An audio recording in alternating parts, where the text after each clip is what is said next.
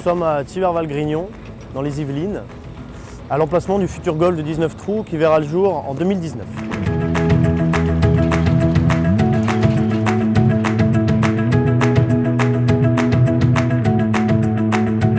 Alors, nous sommes en charge du terrassement du futur Golf, c'est-à-dire la réalisation du modelé.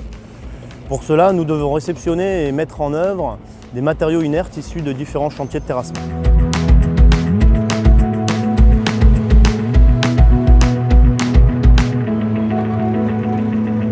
Ces matériaux inertes nécessitent forcément un contrôle extrêmement rigoureux à leur arrivée et en amont de leur arrivée.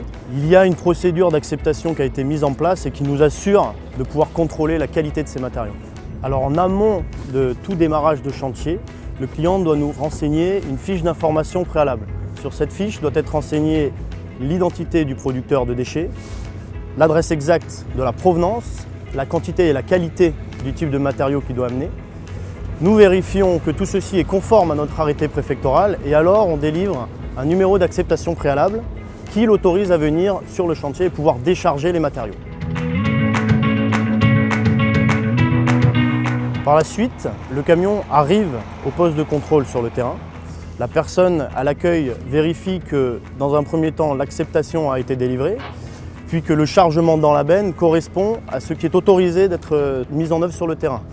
Il vérifie par des caméras, puis s'il y a suspicion, il monte sur une passerelle et il voit physiquement ce qu'il y a à l'intérieur de la benne.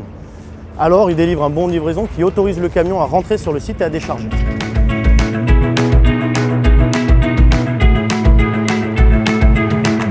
Enfin, alors que le déchargement est autorisé, le camion est guidé sur l'aire de stockage. Une personne est présente. Elle a le rôle, dans un premier temps, de guider le camion, puis de vérifier physiquement la qualité du matériau. La qualité en termes de déchets et la qualité en termes d'odeur également, pour être sûr qu'il n'y ait pas de problème de pollution. Alors, depuis le 18 novembre 2013, date d'ouverture du site, nous avons emblayé 320 000 m3 de matériaux provenant d'environ 160 chantiers différents. Ça représente en moyenne 1500 m3 par jour de matériaux inertes. Je dirais que la réalisation de ce Golf nécessite de prendre en compte plusieurs choses. Dans un premier temps, l'aspect écologique. Nous devons préserver notamment une ZNIEF qui est sur le terrain, une zone naturelle d'intérêt écologique, faunistique et floristique, mais également de faire attention aux riverains et notamment les nuisances que nous pouvons dégager en termes de poussière, donc nous arrosons les pistes, ou en termes de salissures sur les voiries où nous nettoyons les roues des camions en sortie.